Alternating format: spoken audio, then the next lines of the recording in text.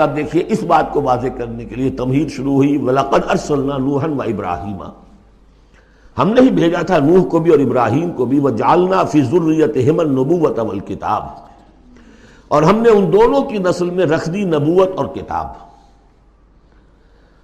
حضرت نوح کی بات ظاہر بات ہے کہ ان کی نسل ہی چلی ہے، لہذا نبوت بھی ان کی نسل میں چلی، لیکن ان کی نسل حضرت سام کی نسل بھی ہے، حضرت حام کی نسل بھی ہے، حضرت یافس کی نسل بھی ہے، تو یقیناً حضرت نوح اور حضرت ابراہیم کے مابین تو انبیاء اور رسل تینوں نسلوں میں آئے، حام کی نسل میں بھی، یافس کی نسل میں بھی، سام کی نسل میں بھی۔ قرآن مجید میں صرف سامی رسولوں کا تذکرہ ہے، البتہ ابراہیم کے بعد پھر جو آئے ہیں وہ حضرت ابراہیم کی نسل میں آئے ہیں، اور حضرت ابراہیم بھی چونکہ اب سے تقریباً 5000 برس قبل کے ہیں، اور ان کی اولاد کہاں کہاں تک گئی ہے یہ بالکل اپنی جگہ پر ایک تحقیق کا موضوع ہے، لیکن نبی ان کے بعد آئے ہیں ان کی نسل میں۔ وَلَقَدْ أَرْسَلْنَا نُوحًا وَإِبْرَاهِيمَ وَجَعَلْنَا فِي ذُرِّيَّتِهِمَا النُّبُوَّةَ وَالْكِتَابَ فَمِنْهُمْ مُهْتَدٍ وَكَثِيرٌ مِّنْهُمْ فَاسِقُونَ۔ اب ان کی نسل کے اندر بہت سے ہیں ہدایت یافتہ بھی ہیں، لیکن بہت سے کثیر جو ہیں وہ فاسق ہیں۔ یہ تمہید ہے کس بات کے لیے؟ ثُمَّ قَفَّيْنَا عَلَىٰ آثَارِهِمْ بِرُسُلِنَا وَقَفَّيْنَا بِعِیسَىٰ ابْنِ مَرْیَم، پھر ہم نے بھیجے ان کے پیچھے ان کے نقش قدم پر، آثارہم برسلنا، اپنے بہت سے رسول، وقفینا بعیسیٰ ابن مریم، اور پھر ہم نے بھیجا عیسیٰ ابن مریم کو۔ عیسیٰ ابن مریم کے تذکرے کے لیے یہ ساری تمہید ہے۔ وآتیناہ الانجیل، اور اسے ہم نے انجیل عطا فرمائی حضرت عیسیٰ ابن مریم کو۔ وجعلنا فی قلوب الذین اتبعوہ رأفۃ ورحمہ، اور ہم نے رکھ دیا، پیدا کر دیا ان لوگوں کے دل میں جنہوں نے اس کی پیروی کی، بڑی نرمی اور رحمت، رافت اور رحمت۔ رافت کہتے ہیں اس کو کہ کسی کو تکلیف میں دیکھ کر آپ تڑپ اٹھیں، یہ رافت ہے، اور رحمت یہ ہے کہ آپ اب اس کے لیے، اس تکلیف کے ازالے کے لیے کوئی کوشش کریں۔ گویا کہ یہ ایک، جیسے کہ ہمارے ہاں وہ ریفلیکس ایکشن کا ایک سرکل ہے، ادھر کسی چیونٹی نے کاٹا، اس کا سارا تصور جو ہے یہاں پہنچ گیا دماغ میں، کسی چیز نے کاٹا، فوراً وہاں سے حکم آیا اور جو مسلز ہیں ان کو حکم ہوا اور ہاتھ جو ہم نے کھینچ لیا، انسٹنٹینیسلی یہ شے ہوتی ہے۔ اسی طریقے سے کسی کو دیکھا تکلیف میں اور خنجر چلے کسی پہ، تڑپتے ہیں ہم امیر، سارے جہاں کا درد ہمارے جگر میں ہے، اگر یہ شکل پیدا ہو جائے تو پھر آدمی اس کے نتیجے میں پھر جو بھی کچھ کر سکتا ہے کرتا ہے اس کے لیے۔ تو رافت اور رحمت یہ گویا کہ کمپلیمنٹری ہے۔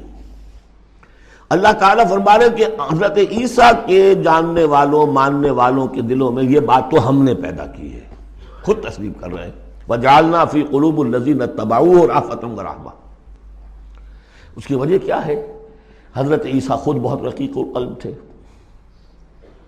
بہت نیک تھے، اس درجے ان کے اندر تھی کہ ایک چور کو دیکھا اپنی آنکھوں سے کہ چوری کر رہا ہے، اسے کہا کیا کر رہا ہے؟ چوری کر رہا ہے۔ اس نے کہا نہیں میں چوری تو نہیں کر رہا۔ اچھا بھائی، میری آنکھ نے غلط دیکھا۔ حضرت عیسیٰ کی اپنا مزاج، ہر ایک کا اپنا مزاج ہے، لہذا وہی مزاج ان کے جو حواریین تھا ان کے اندر پیدا ہوا ہے، رافت، رحمت، رقت قلب، شفقت۔ لیکن یہ چیز اب شیطان نے اس کو موڑ دیا رہبانیت کی طرف۔ وَرَهْبَانِيَّةً ابْتَدَعُوهَا، رہبانیت کی بدعت انہوں نے ایجاد کی ہے۔ ایک شے تو ہم نے رکھی ان کے دل میں، رافت اور رحمت ہم نے رکھ دی۔ تو رافت اور رحمت تو بری شے نہیں ہے، خود حضور کے لیے لفظ سورہ توبہ کی آخری آیت میں آ چکا ہے، بالناس رؤوف الرحیم، بالمومنین رؤوف الرحیم، اہل ایمان کے حق میں آپ رؤوف بھی ہیں، رحیم بھی ہیں۔ رافت اور رحمت، رافت اور رحمت بری شے تو نہیں، لیکن اس کا جو رخ موڑا ہے شیطان نے، اس کو کہا بدعت۔ وَرَهْبَانِيَّةً ابْتَدَعُوهَا، رہبانیت کی بدعت انہوں نے ایجاد کر لی۔ مَا كَتَبْنَاهَا عَلَيْهِمْ، ہم نے تو وہ ان پر فرض نہیں کی تھی، إِلَّا ابْتِغَاءَ رِضْوَانِ اللَّهِ، ہم نے تو جو چیز فرض کی تھی وہ یہی تھی کہ اللہ کی رضا تلاش کرو۔ اللہ کی رضا تلاش کرنے میں ایک راستہ یہ ہے، نفس کشی، سیلف انہیلیشن، تپسیاں، ریاضتیں، رہبانیت، ترک دنیا، تجرد کی زندگی، شادی بیاہ نہیں کرنی، لیکن یہ غلط راستہ تھا۔ اللہ کی رضا کا راستہ کیا ہے؟ وابتغوا الیہ السبیل وجاہدوا فی سبیل اللہ باموالکم وانفسکم، یہ راستہ ہے جو اللہ چاہتا ہے۔ باطل کو ملیا بیٹ کرنے کے لیے، حق کو غالب کرنے کے لیے، ظلم کے خاتمے کے لیے، عدل و قسط کو قائم کرنے کے لیے سختیاں جھیلو، تکلیفیں برداشت کرو، بھوک برداشت کرو، فاقے برداشت کرو، جان و مال کا نقصان برداشت کرو۔ یہ ہے کہ جو اللہ کی رضا جوئی کا راستہ ہے جو اللہ نے سکھایا ہے۔ ہاں شیطان نے موڑ دیا کہ ان کی نیکی اب تمدن سے مڑ کر ادھر چلی جائے، تاکہ یہاں تمدن کا میدان میرے لیے ننگا ناچ میں ناچوں، مجھے کچھ پوچھنے والا نہ ہو۔ فما رعوها حق رعایتها، پھر ایک اور دوہرا جو ان کے اوپر چارج شیٹ ایک اور ہے، پھر وہ رعایت بھی نہیں کر سکے اس کی جیسی کہ رعایت کرنی چاہیے تھی۔ ایک دفعہ آدمی طے کر لے میں ساری عمر شادی نہیں کروں گا، مجرد رہوں گا، یہ تو آسان ہے، اس کو نبھانا تو آسان نہیں ہے۔ اللہ نے انسان میں جنسی جذبہ رکھا ہوا ہے، نتیجہ کیا نکلا؟ وہ تو جو کتابیں میں نے بتایا ہے کہ یہ موٹی موٹی ضخیم کتابیں جو ہیں ہسٹری آف کرسچین موناسٹسزم پر، ان میں پڑھ لیجیے اب کیا ہوتا تھا۔ کہنے کو راہب ہے اور راہبائیں ہیں، اور زنا ہو رہا ہے، حرامی بچوں کی پیدائش ہو رہی ہے، اور ان کے تہخانوں کے اندر قبریں بن رہی ہیں۔ وہ تہخانے جو ہوتے تھے راہب خانوں کے، وہ حرامی بچوں کے قبرستان ہوتے تھے۔ آخر فطرت کا راستہ ہے، دریا کے آگے آپ بند باندھیں گے کیا کریں گے؟ کوئی راستہ اس کا ایک اور بنائیے تو پھر وہ بند باندھ سکتے ہیں نا، چلتے دریا میں کیسے بنا دیں گے؟ وہ اسلام نے راستہ دیا ہے، حلال راستہ ہے، جائز راستہ ہے، شادی کرو، اپنے جنسی جذبے کی تسکین کا سیدھا سامان جو ہے وہ تمہارے لیے موجود ہے۔ جہاں وہاں قدغن آ جائے گی، حرام خوری ہوگی، پانی کے آگے بہاؤ کرے تو پانی کہیں نہ کہیں سے راستہ نکال لے گا، یہی ہوا۔ اور کون بچا ہوا؟ شاذ کوئی ہوگا، اس لیے کہ خود وہ کہتے انہی کا ایک آدمی ہے، شاہدہ شاہد من اہلہا، جب فرائیڈ جو ہے انہی کا آدمی وہ کہتا ہے کہ یہ سب سے زیادہ پوٹنٹ ہے موٹیو انسان کا، the most potent motive in human beings is sex.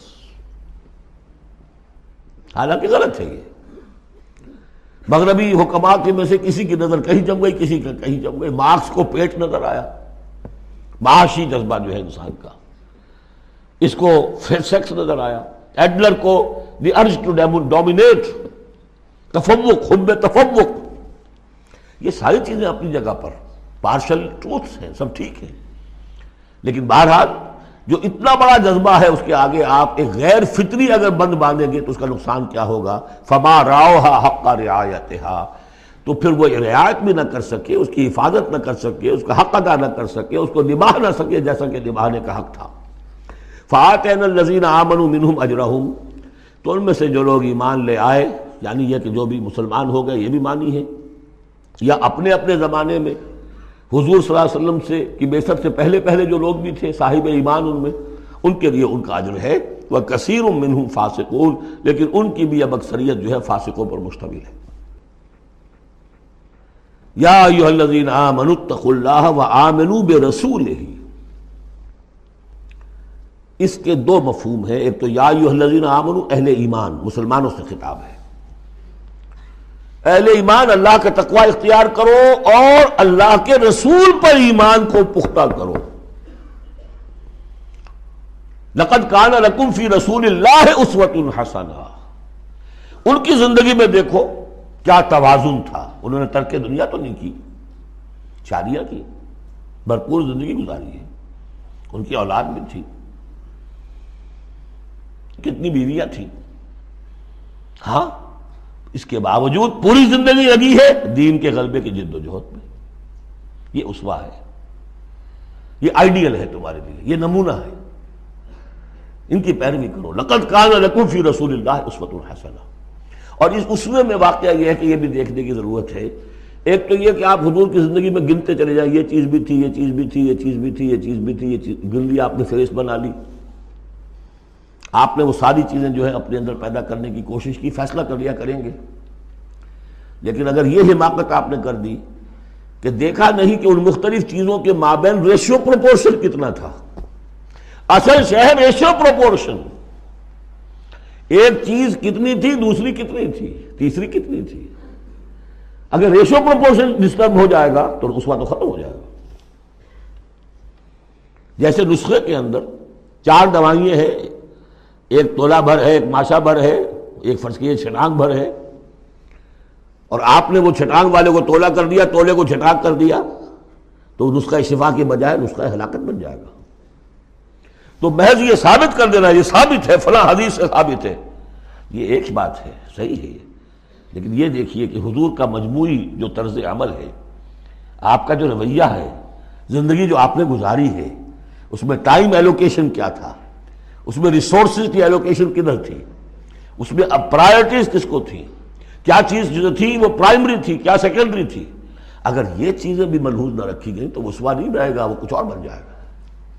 لہذا یہاں زور جو ہے وہ آمنوا برسولہ. اور ایک بات یہ ہے کہ یہاں پر اہل کتاب کو بھی خطاب کیا جا رہا ہے کہ ان میں سے بھی جن لوگوں کے دلوں کے اندر ابھی کوئی رمق تھی ایمان کی، سابقہ ایمان کی، ان کو پکار کر کہا جا رہا ہے یا ایھا الذین آمنوا اتقوا اللہ وآمنوا برسولہ. اللہ کو تو تم مانتے ہو پہلے سے، اس کا تقوی اختیار کرو. اب تمہارے لیے بڑا امتحان یہ کہ اس رسول پر بھی ایمان لاؤ، اور اگر تم اس رسول پر بھی ایمان لاؤ گے یؤتکم کفلین من رحمتہ، تمہیں دوہرا دے گا اپنی رحمت میں سے حصہ. اہل کتاب جو ایمان لائے حضور پر، ان کے لیے دوہرا اجر ہم پڑھ چکے ہیں پہلے، یہ سورہ قصص میں آ چکا ہے. وَيَجْعَلْ لَكُمْ نُورًا تَمْشُونَ بِهِ. اب یہ دونوں کو کور کرے گا. اگر تم نے رسول پر ایمان پختہ رکھا، اسی لیے جو میں زور دیتا ہوں کہ منہج انقلاب نبوی تلاش کیجئے. آپ حضور نے کیسے انقلاب برپا کیا؟ محض اقامت دین کی جد و جہد کے لیے تن من دھن لگا دینا، یہ پہلا قدم ہے.